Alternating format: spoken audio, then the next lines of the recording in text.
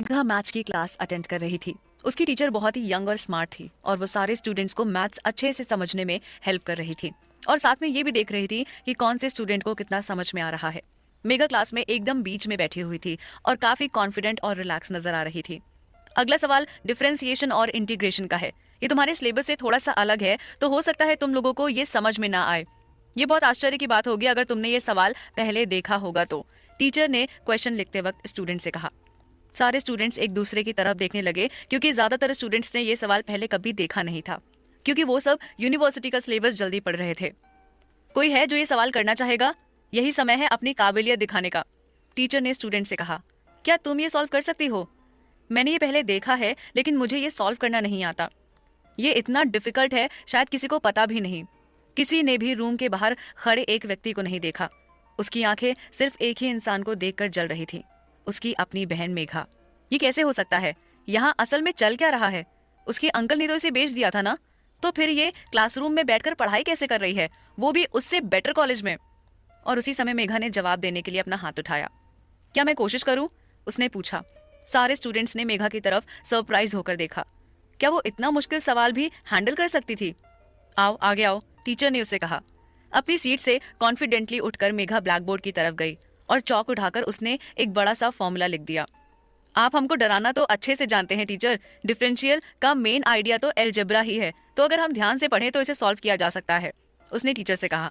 Teacher ने हैरान होकर बाकी क्लास के स्टूडेंट्स की तरफ देखा और कहा, तुम लोग तालियां क्यों नहीं बजा रहे हो? मुझे तुमसे ही उम्मीद थी हमारी नंबर 1।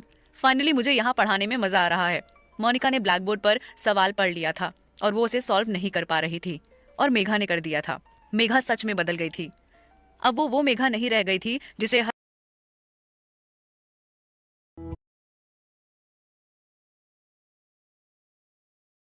सुनिए अब अपनी पसंदीदा audio stories pocket FM coins.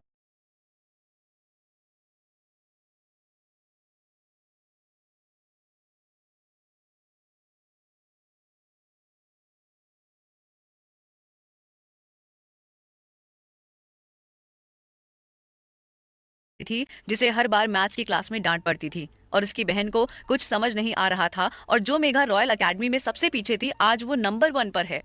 उसे इन सब पर यकीन नहीं आ रहा था। उसे ये एक सपने जैसा लग रहा था।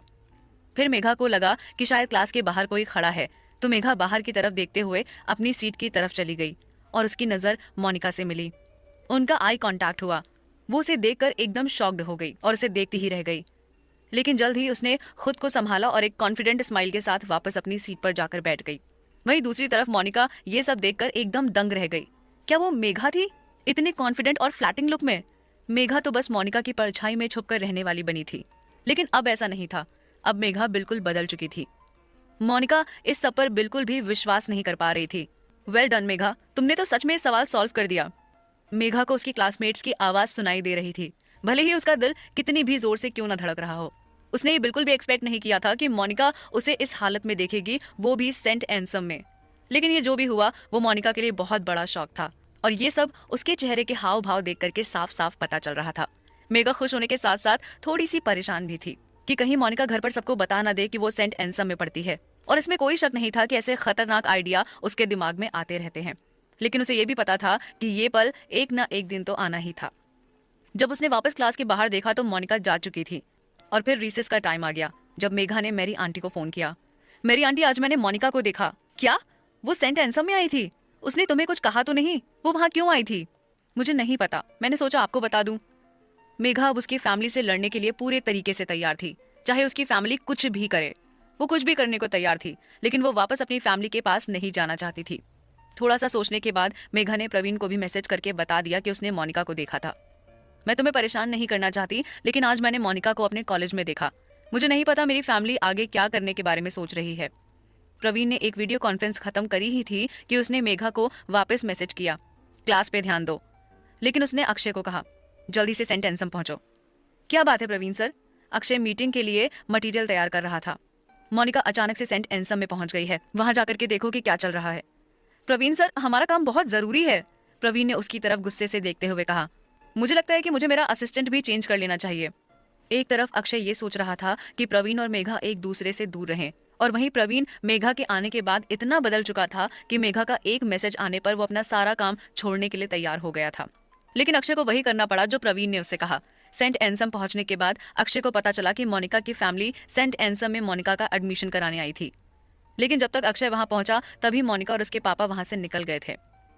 उसने ये सब प्रवीण को फोन करके बताया और प्रवीण ये सुनकर जोर जोर से हंसने लगा। उसका एडमिशन सेंट एंसम में तो बिल्कुल भी नहीं होगा। जाओ प्रिंसिपल से बात करो और उन्हें बताओ कि मैं क्या सोच रहा हूँ।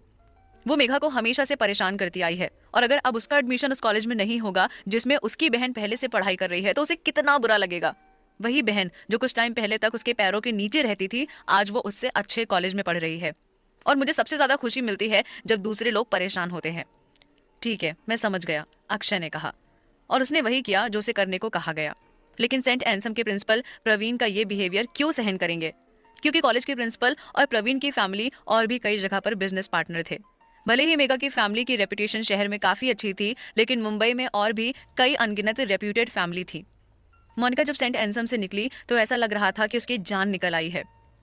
उसकी बहन जिसे बेच दिया गया था वो उससे बेहतर कॉलेज में पढ़ाई कर रही थी, उससे अच्छे नंबर स्कोर कर रही थी और उससे कहीं ज्यादा अटेंशन उसे मिल रहा था।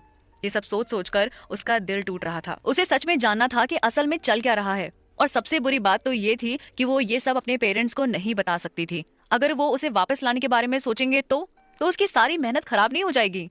वो तो चाहती थी कि मेघा पूरी जिंदगी परेशान रहे, ना कि फैमिली से निकाल देने के बाद इतनी अच्छी जिंदगी जिए।